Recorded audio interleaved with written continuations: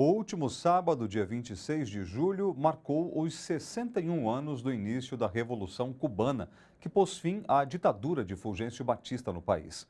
Muitos países celebram a data como um dia de solidariedade ao povo cubano.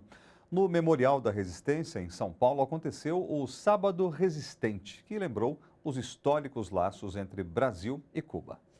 No período da ditadura no Brasil, Cuba recebeu exilados brasileiros em solidariedade a essas pessoas que lutavam pela redemocratização. Darcy foi um deles. Morou por 10 anos na ilha antes de poder voltar ao país depois da abertura política. Eu caí numa emboscada das tropas que ocuparam o Vale do Ribeira para nos caçar. E aí, 46 dias depois, houve o sequestro do embaixador alemão, o von Holleben, e eu fui trocado, juntamente com mais 39 presos políticos, pelo embaixador alemão. Eu fui para a Argélia.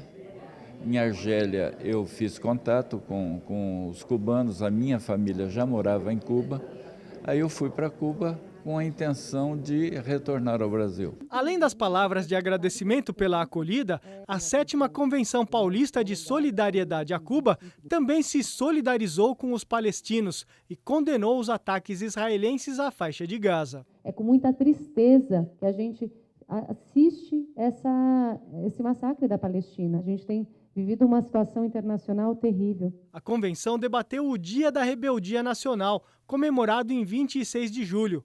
Para os cubanos, a data marca o início da revolução contra a ditadura de Fulgêncio Batista. O historiador especialista em Revolução Cubana José Mal Júnior conta que Fidel, Raul e companheiros queriam derrubar o ditador, mas não tinham armas ou dinheiro. Decidiram tomar o quartel de Moncada. Fracassaram. Esse ato inicial, que dá início à Revolução Cubana, do seu ponto de vista militar, foi uma derrota. Mas uma derrota que, ao longo do tempo, se demonstrou uma brilhante vitória política e moral.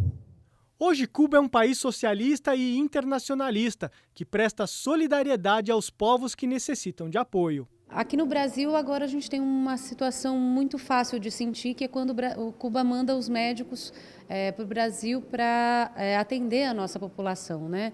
É uma prática que Cuba faz com muitos países do mundo. É um regime que tem a solidariedade internacional com todos que lutam contra a opressão, contra a tirania, né? Apesar de todos os avanços sociais, Cuba sofre um cruel bloqueio econômico e político dos Estados Unidos, o que impede o desenvolvimento da ilha. Por isso, as relações comerciais do Brasil e demais países latinos são importantes para Cuba. Muitos consideram que Cuba é uma ditadura, mas essa não é a opinião de quem mora ou morou por lá. Um regime que é apoiado por mais de 90%, a Constituição cubana foi votada por 94% da população.